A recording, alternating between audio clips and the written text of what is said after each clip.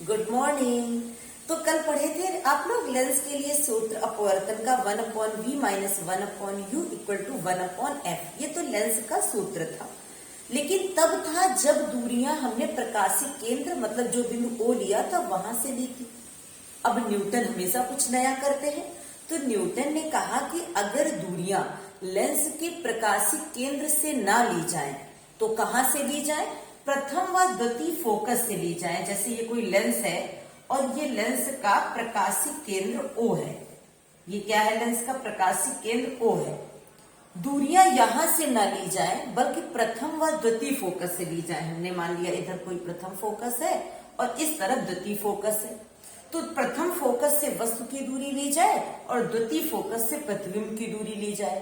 तो उन्होंने कहा कि दोनों फोकस दूरियों का जो गुणनफल होगा वो पहले फोकस से वस्तु की दूरी और दूसरे फोकस से प्रतिबिंब की दूरी के गुणनफल के बराबर आएगा। जैसे अगर प्रथम फोकस से वस्तु की दूरी x है और द्वितीय फोकस से x1 है या कुछ भी मान लें और दूसरे फोकस से प्रतिबिंब की दूरी x2 है, तो दोनों फोकस दूरियां f1 और f2 इसके गुणनफल के बराबर ये मान आएगा। अब देखिए इधर हमने कोई वस्तु रखी है ए बी। क्या वस्तु है? ए बी वस्तु है। इसको डेरिवेशन देख लेते हैं कि इसको प्रूफ कैसे करेंगे।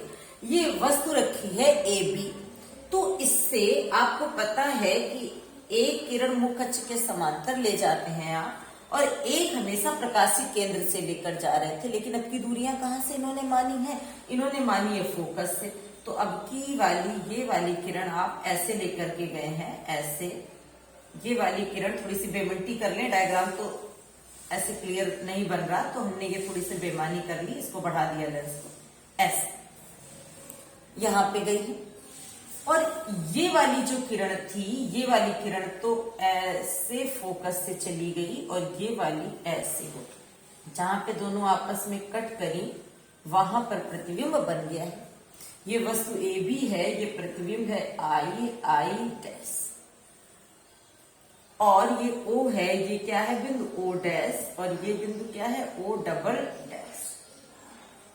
ये वाला बिंदु है F डैश या कुछ भी मान लें, F1 और F2 मान लिया, तो ऐसे इसको लिख दिया F और इसको लिख दिया F1, इसको लिख दिया इस पॉइंट को F2। और यहां से वस्तु की दूरी अगर आपने मानी है x1, इधर की दूरी आप नेगेटिव भी ले सकते हैं, और यहां से ये फोकस दूरी है f1 और इस जगह से ये फोकस दूरी है f2 और ये दूरी है x। दूसरे फोकस से प्रतिबिंब की दूरी है x2। अब देखते हैं त्रिभुज, पहले ABF1, त्रिभुज ABF1 व त्रिभुज ABF1 और यही त्रिभुज OO double dash F1, OO double dash F1 में कैसे त्रिभुज है? ये समरूप त्रिभुज है। कैसे त्रिभुज है? ये समरूप त्रिभुज है। जब ये समरूप त्रिभुज है तो इसका ये लंब AB बटे इसका ये लंब OO डबल डैश बराबर इसका ये आधार AF1 बटे इसका ये आधार OF1। इधर की दूरी नेगेटिव लेते हैं तो AF1 क्या है? माइनस x1 और OF1 क्या है? Minus f1। तो माइनस माइनस कैंसिल हो जाएगा, तो ये आ जाएगा AB upon OO double dash बराबर x1 upon f1 equation first.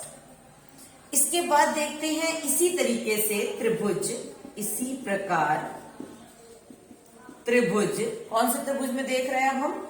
इधर देख लें OO dash f2, OO dash f2 तथा त्रिभुज I dash f2, I dash f2 में। तो क्या आ जाएगा जब इस त्रिभुज में देखेंगे? इसको रफ कर दे, यहां पे इसी जगह पे करेंगे, तो अब क्या आ जाएगा? इसका लंब OO डैश अपॉन इसका लंब, तो I डैश बराबर इसका आधार OF2 बटे इसका आधार आई एफ। अब जो ओ ओ डैश है ये इधर चलते चले आइए, किसके बराबर है, ए बी के। तो ओ ओ डैश की जगह हम क्या लिख सकते हैं, ए बी। और इसी तरीके से ये आई आई डैश किसके बराबर है, ओ ओ डबल डैश। तो ओ ओ डबल डैश बराबर ओ एफ टू किसके बराबर है, एफ टू के। और आई एफ टू किसके बराबर है, एक्स टू के। समीकरण 2। अब समीकरण 1 व 2 से ए बी बटे ओ ओ डैश बराबर इतना एंड समीकरण 2 से ए बी बटे ओ डैश बराबर उतना, मतलब इक्वेशन फर्स्ट और सेकंड की तुलना करने पर जब हम समीकरण 1 व 2 की तुलना करेंगे, इसको हम ऊपर कर दें तो क्या आ जाएगा, जब समीकरण 1 व 2 की तुलना करेंगे तो समीकरण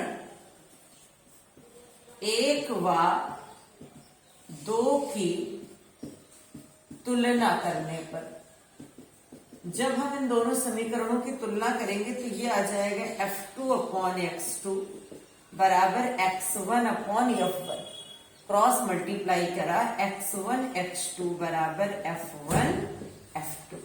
ये किसका सूत्र है, लेंस के लिए न्यूटन का सूत्र। ये कब उन्होंने दिया, जब दूरियां प्रकाशीय केंद्र से ना ली जाए, प्रथम और द्वितीय फोकस से ली जाए। मतलब प्रथम फोकस से वस्तु की दूरी और द्वितीय फोकस से प्रतिबिंब की दूरी का गुणनफल दोनों फोकस दूरियों के गुणनफलों के बराबर होगा। थैंक्स लास्ट तक वीडियो देखने के लिए।